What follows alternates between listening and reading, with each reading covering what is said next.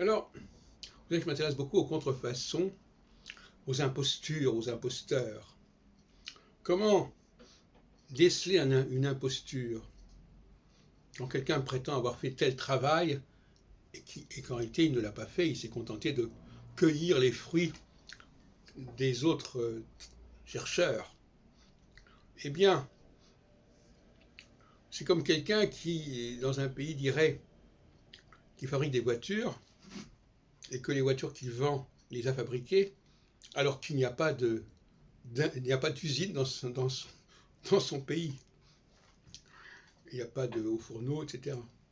Eh bien, de la même façon, dans le domaine de la recherche bibliographique, dans le domaine de la recherche des textes, une personne qui n'est pas en mesure de montrer tout le travail qu'elle a fait en amont, tout le travail de fréquentation de bibliothèque, tout le travail de documentation, et on s'aperçoit que son travail de documentation est très maigre, comparé aux résultats qu'elle prétend avoir trouvés.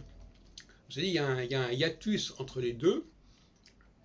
Et voilà donc par contre des gens par exemple, qui prétendent avoir trouvé des choses et qui n'ont pas passé quelques heures en bibliothèque alors qu'il faudrait passer des centaines d'heures. C'est là qu'il faut... Donc finalement, la contrefaçon, c'est aussi cela. L'imposture, c'est aussi... La lutte contre l'imposture, c'est aussi cela.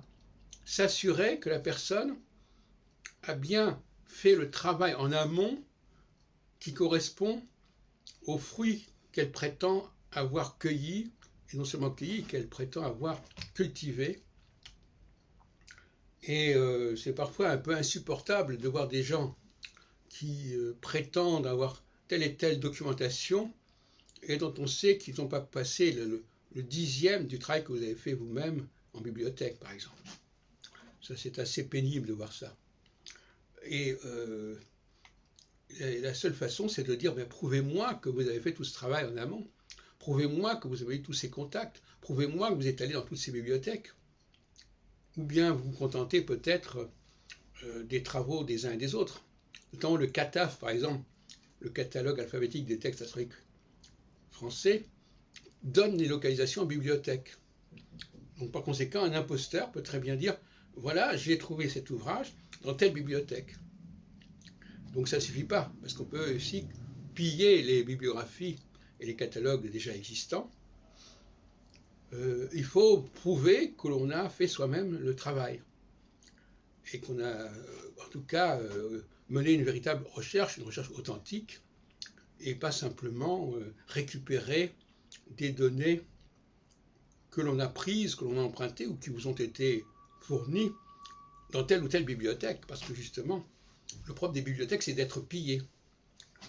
Quand on constitue une bibliothèque comme la mienne, eh bien, on peut très bien imaginer des gens qui profitent de cette bibliothèque, mais qui ne mentionnent pas qu'ils se sont servis de cette bibliothèque, parce que tout simplement, ce sont des ouvrages qu'ils peuvent par ailleurs trouver. Voilà. Donc finalement, le statut du bibliographe est assez ingrat, parce que finalement, souvent, on le pille, surtout quand il crée lui-même des bibliothèques, et il y a des incivilités qui consistent à ne pas mentionner l'origine de telle ou telle information.